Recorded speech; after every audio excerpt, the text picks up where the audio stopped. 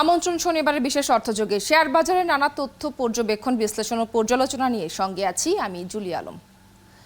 দর্শক, floor price যুগ শেষ হয়েছে, বেশি দিন হয়নি। এবার কি আবার সার্কিট ব্রেকার যুগ শুরু হলো বাজারে? একদিনে 3% বেশি দাম কমতে পারবে না কোনো শেয়ারের। বলা যায় জোর করে পতন ঠেকানোর প্রচেষ্টা। কিন্তু কেন? এই বাজারের কি নিজস্ব কোনো শক্তি নেই যে 5,000-এর ঘরে নেমে যাওয়ার পরও আরও নেমে যাওয়ার ভয়? আমার তো মনে হয় যে বাজারের শক্তিতে বাজার চালু রাখলেই আসলে সংকটের সমাধান হবে। ভালো কোম্পানি, স্বচ্ছ আর্থিক প্রতিবেদন, ভালো ডিভিডেন্ড নিশ্চিত করে বন্ধ কিংবা বাজে কোম্পানির শেয়ারগুলোর মুভমেন্ট কঠোরভাবে মনিটরিং হলেই বাজার স্বাভাবিক পথে চলবে। কিন্তু এই সহজ ও প্রত্যাশিত কাজগুলোও হচ্ছে না কেন? ডিএসসি প্রতিনিধিদের সাথে বিএসএস-এর সর্বশেষ সভায় এই বিষয়গুলো নিয়ে কি কোনো আলোচনা হয়েছে? এসব কথাই হবে পুঁজিবাজার নিয়ে শনিবারের এই বিশেষ অর্থযোগে। আজ আমার সঙ্গে আছেন শাকিল রিজভী, পরিচালক ঢাকা স্টক এক্সচেঞ্জ, এবং আছেন অধ্যাপক মোহাম্মদ মুসা, পুঁজিবাজার বিশ্লেষক। দুজনকেই স্বাগত এবং ধন্যবাদ জানাচ্ছি যুক্ত হবার জন্য আজকে আমার সঙ্গে। শুরুতেই আমি মোহাম্মদ মুসা, আপনার কাছেই প্রথম প্রশ্নটি রাখতে চাই। সেটি হচ্ছে আসলে শেয়ারের দাম কমার সর্বোচ্চ সীমা 3% বেঁধে দেওয়া হলো। আসলে এতে কি কোনো সুফল মিলবে সামনে? আসলে আপনি কি দেখেন? কারণ যেদিন এটা করা হলো সেদিনই আমরা দেখলাম যে সকাল থেকে অনেক বেশি পরিমাণ দরপতন হতে থাকলো। আসলে কি লাভ হবে বলে আপনি মনে করেন? ধন্যবাদ আপনার প্রশ্নের জন্য। সার্কিট ব্রেকার কিন্তু সব মার্কেটই আছে, মোরলেস ইভেন আমেরিকার মার্কেটও আছে। এখন এটার ব্রেকটা আপনি কত পার্সেন্টে দিবেন, এগুলো নিয়ে একটা ইস্যু হতে পারে। শেয়ারের দাম কমা বাড়া নিয়ে আপনি যেই সহজভাবে বলেন এই কাজগুলো করলে হয়ে যায়, হয়ে গেলে ভালোই হইতো। আসলে ওইভাবে বোধহয় কাজ করে না। অনেক সময় আমরা যেই সমস্ত বাজারগুলো অদক্ষ দেখি, আমরা ইনএফিশিয়েন্ট দেখি, বাংলাদেশ যার মধ্যে একটা, অনেক সময় দেখা যায় লোকজন দামের পিছনে ছুটে। দাম যখন কমতে থাকে তখন লোকজন ভয় পেয়ে শেয়ার বিক্রি করতে থাকে। আবার দাম যখন ক্রমাগতভাবে বাড়তে থাকে তখন শেয়ারের মধ্যে লোকজনের আগ্রহ বাড়ে এবং দাম বাড়তে থাকে। সেই জন্য অনেক সময় দেখা যায় দাম বাড়তে বাড়তে একটা বড় রকমের উত্থান হওয়ার পরে আবার পতন হয়। আমরা 2010 সনে দেখেছি, 1996-এ দেখেছি। বর্তমান সময়টাকে এক্সপ্লেন করাটা আমাদের জন্য খুব ডিফিকাল্ট হয়ে যাচ্ছে। আমরা ভাবছিলাম সার্কিট, প্রথম প্রশ্নটা হলো যে শেয়ারের ন্যূনতম মূল্য ধরে দেওয়া, যেটা দেওয়া হয়েছিল ফ্লোর প্রাইস, সেটা বোধহয় ঠিক হয় না। আমরা যারা একাডেমিশিয়ান আছি তারা এটাতে বিশ্বাস করতাম। বাট যে কোনো কারণেই হোক, যারা পলিসির সাথে জড়িত ছিল, Bangladesh securities and exchange commission, Dhaka stock exchange বা চিটাগং স্টক এক্সচেঞ্জ, ওনাদের কাছে মনে হয়েছে ওইটা হইলে হয়তো সুবিধা হবে। কিন্তু ওইটা সুবিধার কোনো কাজ ছিল না। সেটার প্রমাণ আমরা এখন দেখছি। ফ্লোরটাকে যখন সরিয়ে নেওয়া হয়েছে তখন দেখলাম দাম কমতে থাকছে। আমাদের একটা ধারণা ছিল নির্বাচনের পরে বাজারের মধ্যে একটা স্থিতিশীলতা আসবে, কিন্তু পরে যেটা দেখলাম অর্থনৈতিক খাতের মধ্যে বিশ্বজুড়েই কিন্তু এক ধরনের অস্থিরতা আছে। কোভিডের না, পরে আসলে অধ্যাপক মোহাম্মদ মুসা, এইটার সাথে একমত হওয়া যায় না যে বিশ্বজুড়ে অস্থিরতা আছে সেজন্য তার প্রভাব আমাদের মার্কেটে পড়বে। এইটা আসলে কি মানা যায়? আপনি আছেন আমার সঙ্গে, ফিরবো আবারও আপনার কাছে, নিশ্চয়ই আরও অনেক প্রশ্ন আছে আপনার কাছে আমার। আমি একটু শাকিল রিজভী আপনার কাছে ফিরতে চাই। সেটি হচ্ছে যে ডিএসসির পর্ষদের সাথে বৈঠক করেছে বিএসএসসি, আমরা যতটুকু জানি সেখানে আপনিও ছিলেন। আসলে সংকট কাটাতে কি সিদ্ধান্ত এসেছে আমাদেরকে একটু জানাতে পারেন বা একটু শেয়ার করতে পারেন যে মিটিংয়ের মূল বিষয়গুলো কি ছিল, এখন আসলে কি পদক্ষেপ নিতে যাচ্ছেন সংশ্লিষ্টরা? মূল বিষয়ের মধ্যে ছিল যেটা রিসেন্টলি 3% যেটা দেওয়া হয়েছে সেটার আলাপ ছিল, এবং অন্য জিনিসগুলো তার সাথে সাথে আসছে আর কি। তো চেয়ারম্যান সাহেব যেটা আমাদের আশ্বস্ত করছেন যে 3% খুবই সাময়িক সময়ের জন্য, এটা কোনো দীর্ঘ সময়ের জন্য না, যে কোনো সময় এটা উঠাই দেওয়া হবে, একটা টেম্পোরারি বেসিস। এবং ওই নির্দেশনাটার ভিতরেও কিন্তু লেখা আছে যে এটা একটা টেম্পোরারি। কিন্তু এটার জন্য হঠাৎ করে হয়তো প্যানিক হয়ে অনেকে সেল দিয়েছেন, কিন্তু এটা কিন্তু আসলে মানে আপনার 3% দিছে দেখে আমার শেয়ারগুলো বিক্রি করে দিতে হবে, এটা তো ঠিক না। এটা আবার এই জিনিসটাও কিন্তু বেশিক্ষণ থাকবে না। এবং আপনি দেখেন বাজারের প্রথম দিকে যেভাবে পড়ার শুরু হয়েছিল এবং পরের 1 ঘন্টায় কিন্তু সেটা রিকভার করার চেষ্টা করছে। আসল যে সমস্যা বা যে জায়গাটা, সেটা হলো ব্যাংকের ইন্টারেস্ট অনেক বাড়ছে, সেটাও একটা আছে। তার সাথে ফ্লোর প্রাইসের সময় যে প্রাইসগুলো উপরে উঠেছিল এবং অনেক কোম্পানির দাম আপনি জানেন যেগুলার ডিভিডেন্ড অত ভালো না কিন্তু শেয়ারের দাম অনেক বেশি ছিল, সেগুলার কারেকশন চলতেছে। আবার অনেকগুলো আন্ডার প্রাইস হয়ে গেছে, সেই এই একটা যে ভাঙাচুরা চলতেছে, সেই জন্য প্রাইসের কিন্তু একটা হচ্ছে। তবে আপনার যেটা আমাদের প্রফেসর সাহেব যেটা বলতে চাচ্ছেন, আমাদের দুই একটা স্টক মার্কেটে পৃথিবীতে কয়েকটা স্টক মার্কেটে ভালো করছে, কিন্তু মেজর স্টক এক্সচেঞ্জ গুলা কিন্তু ততটা ভালো করে নাই। তার মধ্যে যেগুলা ভালো করছে, যেটা বেশি আলোচিত হয়, শ্রীলঙ্কা এবং পাকিস্তান। আমি এটা দেখলাম যে এরা ভালো করার কারণটা কি আছে।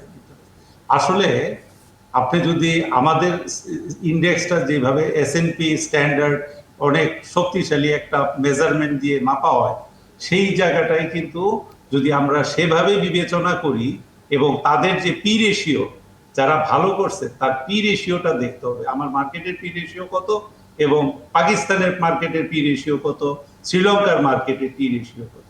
আমি দেখলাম তার পি রেশিও 3 থেকে 4-এ চলে আসছিল তাদের যখন অর্থনৈতিক দুর্যোগ চলছিল। সেইখান থেকে এখন কিন্তু পি রেশিও +5, এবং এই মার্কেটে এখনো ঢাকার মার্কেটে 12 পি, তার মানে পাকিস্তানের ডাবল দাম চলতেছে এখনো। কিন্তু এটা কিন্তু অনেকে বুঝতেছে না, ইন্ডেক্সটাই দেখতেছে। পি রেশিওটা কিন্তু খুবই ইম্পর্টেন্ট, প্রাইস আর্নিং রেশিও, যেই রেশিও এখন ঢাকায় 11.5। কিন্তু আসলে শাকিল রিজভী, কোন মার্কেট কি আমাদের এই মার্কেটের মতো, বাংলাদেশের শেয়ার বাজারের মতো এরকম টানা খারাপ যায়? এটা কি আপনি বলতে পারেন? পাকিস্তান, শ্রীলঙ্কার উদাহরণ আসলে অনেকেই দেন, কিন্তু আপনিও বলছিলেন সেটা নিয়ে কথা। কিন্তু শুধু পাকিস্তান শ্রীলঙ্কা না, বিশ্বের বেশিরভাগ স্টক মার্কেট এই যুদ্ধের মধ্যেও কিন্তু তারা ভালো পারফর্ম করেছে।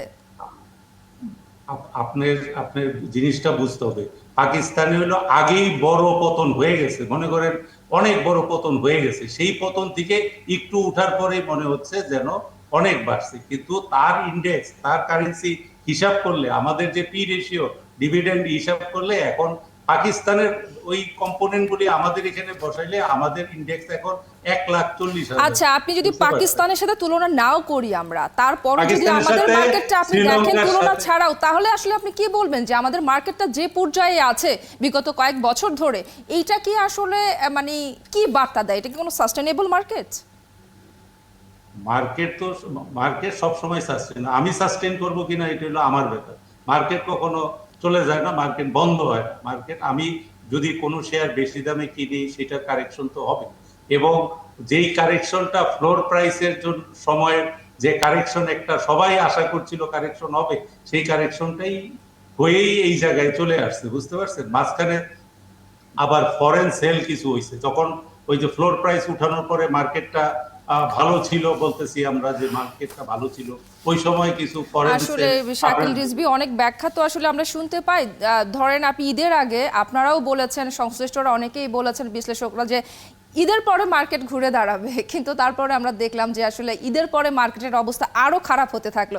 আসলে এই বিষয়গুলো নিয়ে আরো কথা বলতে চাই। আমার একটা ছোট বিরতির সময় হয়ে গেছে। অধ্যাপক মোহাম্মদ মুসা, আপনিও আছেন আমার সঙ্গে। একটা ছোট বিরতির পর আবারও ফিরছি আলোচনায়। দর্শক, নিচ্ছে একটা ছোট বিরতি, থাকুন একাত্তরের সঙ্গে। আছেন একাত্তরে, চলছে শনিবারের বিশেষ অর্থযোগ। আবারও ফিরছি আলোচনা। আমার সঙ্গে আছেন শাকিল রিজভী, পরিচালক ঢাকা স্টক এক্সচেঞ্জ, এবং আছেন অধ্যাপক মোহাম্মদ মুসা, পুঁজিবাজার বিশ্লেষক। আবারও ফিরছি তাদের কাছে।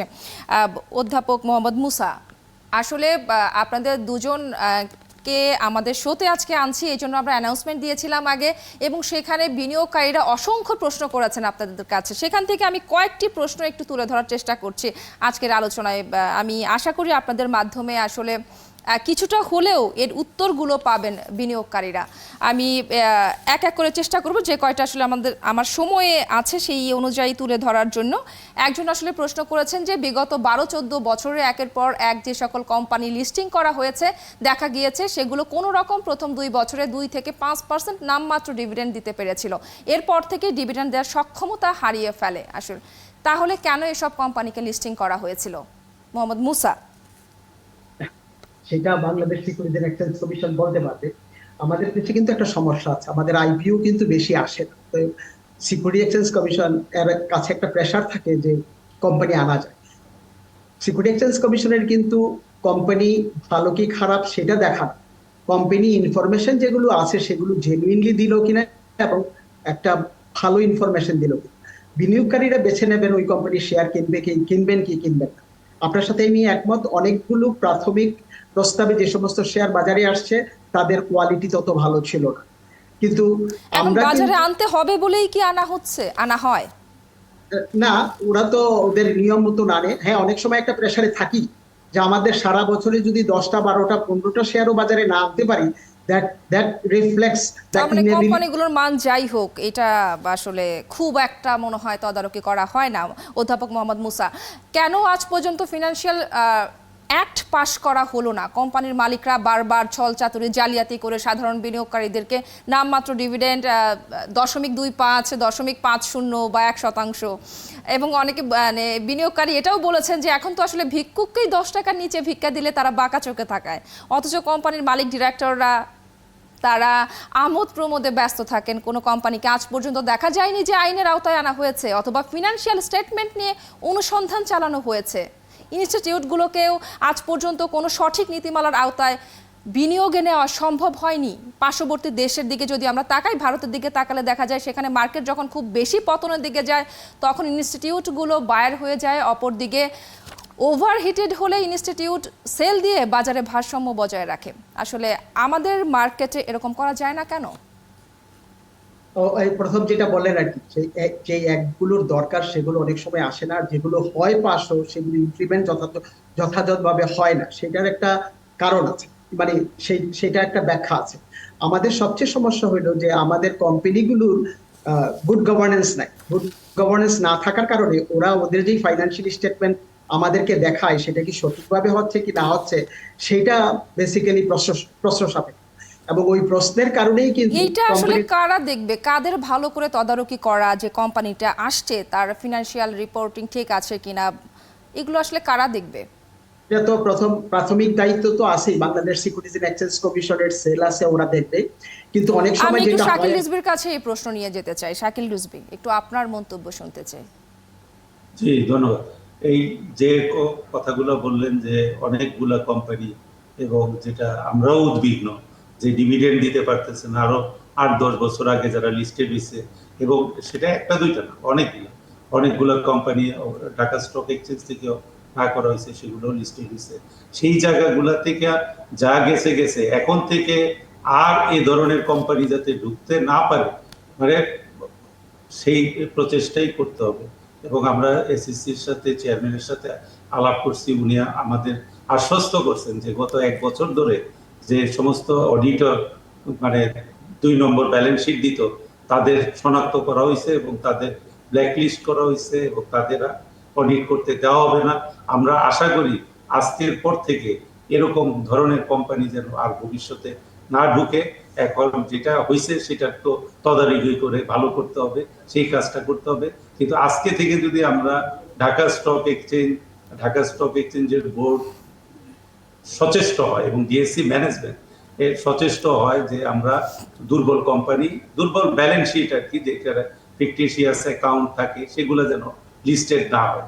আরেকটা জিনিস, আমাদের একই সাথে বিনিয়োগকারীদেরও আমরা যে বিনিয়োগ শিক্ষা কার্যক্রম চালাই, সেইখানে আসলে কোন জায়গাগুলো দেখা দরকার, একটা প্রসপেক্ট আছে, অত ডিটেল না জানলেও একটা যেগুলো জানাটা খুবই জরুরি, সেই বিষয়ে তাদেরকে শিক্ষা দান করার প্রয়োজন রয়েছে। শাকিল রিজভি, আপনি আছেন আমার সঙ্গে, এবং অধ্যাপক মোহাম্মদ মুসা, আপনিও আছেন। আমরা আরো একটা বিরতির সময় হয়ে গেছে, বিরতির পর আবারও ফিরছি আলোচনায়। দর্শক, নিচ্ছি বিরতি, থাকুন একাত্তরের সঙ্গেই।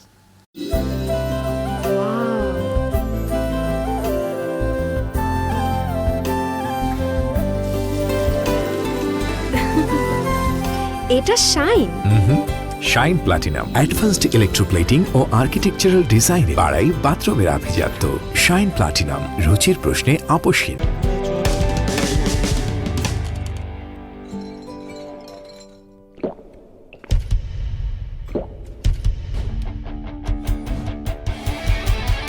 একটা ঠান্ডা একদম চাঙ্গা। এক্সপেরিয়েন্স করুন মেরিল মিল্ক সোপার। এর মিল্ক লোশন প্রতিবার গোসলের পর আমার ত্বক রাখে নরম ও মসৃণ। মেরিল মিল্ক সোপার, দুধ দিয়ে গোসল হোক প্রতিদিন। বিয়ের খানা রেখে ডাক্তারখানায় ব্যথায় ডাবল রেড টুথপেস্ট। এর 13টি প্রাকৃতিক উপাদান মাড়ির রক্তক্ষরণ, মুখের দুর্গন্ধ সহ দাঁতের 7টি সমস্যার সাথে লড়াই করে। ডাবল রেড টুথপেস্টকে কবুল বলুন, দাঁতের সমস্যা দূরে রাখুন। ওহ অনিশো, কি পাগলা গরম। গরমের বেল নাই গরমের বেল নাই, স্প্রাইট জাস্ট কুল থাকো। বিকাশে কম খরচে ক্যাশ আউটের লিমিট বেড়ে 50,000। প্রিয় এজেন্টও 2টা সেট করা যাবে সুবিধা মতো।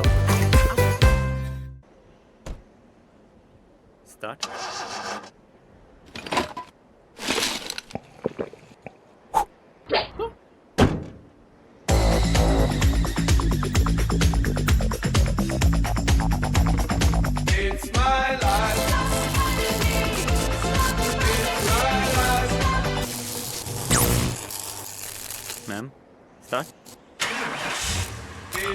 নতুন স্টিং শক লাগবেই। চাকা সুপার ওয়াইটি 2-in-1 সমাধান। এর সুপার এনজাইম দূর করে কঠিন দাগ, সাদা কাপড়কে করে আরো সাদা। চাকা সুপার ওয়াইটি কঠিন দাগ দূর, সাদা ভরপুর।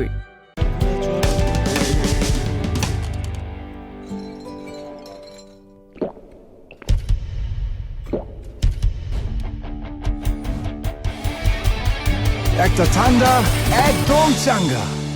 প্রতিদিনের লড়াইয়ে আমার আস্থা স্যাভলন সোপের দ্বিগুণ শক্তি, দ্বিগুণ সুরক্ষায়। স্কিন ময়েশ্চারাইজিং পাওয়ার সমৃদ্ধ নতুন স্যাভলন সোপ জীবাণুর পাশাপাশি রুক্ষতা থেকেও দেয় সুরক্ষা।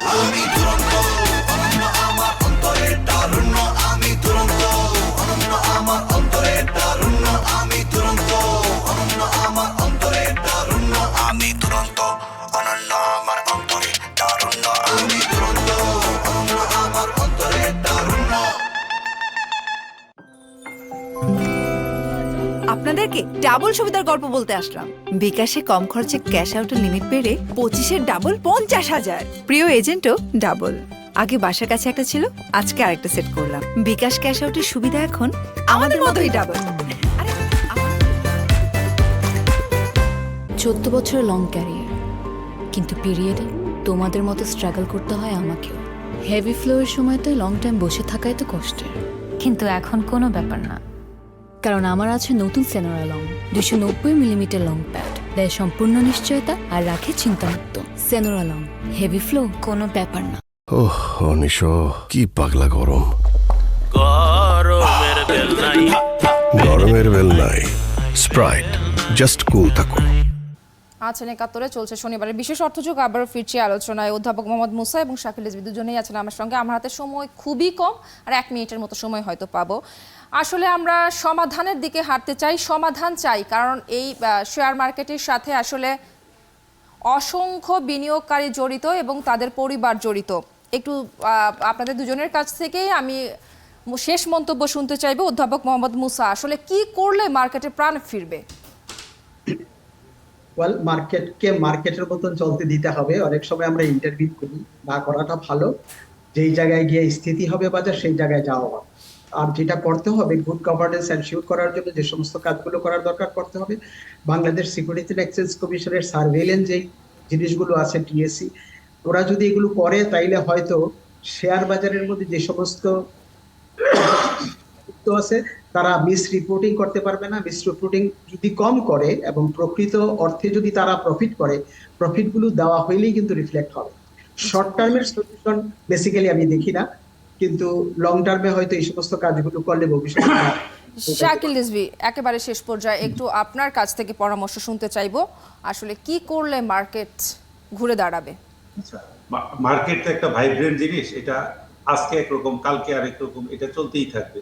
তবে যে জিনিসগুলা মার্কেটের ভিতরে যে প্রোডাক্টগুলো আছে, মনে করেন আমাদের ব্যাংক আছে, লিজিং কোম্পানি আছে, ব্যাংকের অনেক প্রোপাগান্ডা এবং অনেক ব্যাংক খারাপও করছে সত্যি সত্যি, আবার সবাই যে খারাপ করছে তাও না। তবে প্রোপাগান্ডাটা এত আকারে হয়েছে, তো ব্যাংক সেক্টরের প্রভাবটা কিন্তু প্রায় 40% হলো মার্কেট ক্যাপে, তার বাজারকে নিচে নামানোর জন্য যথেষ্ট। এবং মার্জার, রিউমার, মার্জার কয়টা হবে, কি হবে, এগুলা থেকে আমাদের বেরোতে হবে। এবং যা না ঘটনা তার চেয়ে প্রোপাগান্ডা এবং অনেক গসিপ বেশি হচ্ছে, সেদিকে থেকে আমাদের বের হয়ে আসতে হবে। এবং বিনিয়োগকারীর স্বার্থে আমি যদি আমার জায়গাকে সারাক্ষণ কান্নাকাটি করি যে আমার খুবই খারাপ আছে, কিন্তু স্টেক হোল্ডার হিসেবে আপনাদেরও তো আসলে কিছু করণীয় রয়েছে।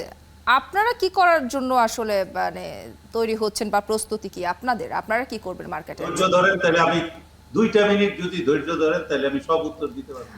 খালি একটু প্রশ্ন তো অনেক। একটা হলো যে স্টক এক্সচেঞ্জের কাজ হলো ওই যে প্রফেসর সাহেব যেটা বললেন, সুশাসনের জায়গা ঠিক করা। আর ইনভেস্টরদের কাজ হলো কোন প্রাইসে কিনবে, এটা কিন্তু মার্কেট সেটা তাদেরকে ঠিক করতে হবে। আমি আসলে দুঃখিত শাকিল রিজভী, আমার হাতে সময় একেবারেই শেষ। নিশ্চয়ই অন্য কোনো দিন এই সকল বিষয়গুলো নিয়ে আবারও কথা বলার সুযোগ হবে আপনাদের সঙ্গে।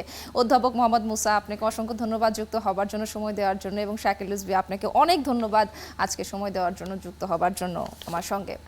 দর্শক, চলছে অর্থযোগ সরাসরি সংবাদ অনুষ্ঠান। দেখতে থাকুন একাত্তরের ফেসবুক পেজে এবং সাবস্ক্রাইব করুন একাত্তরের ইউটিউব চ্যানেল। থাকুন একাত্তরের সঙ্গে।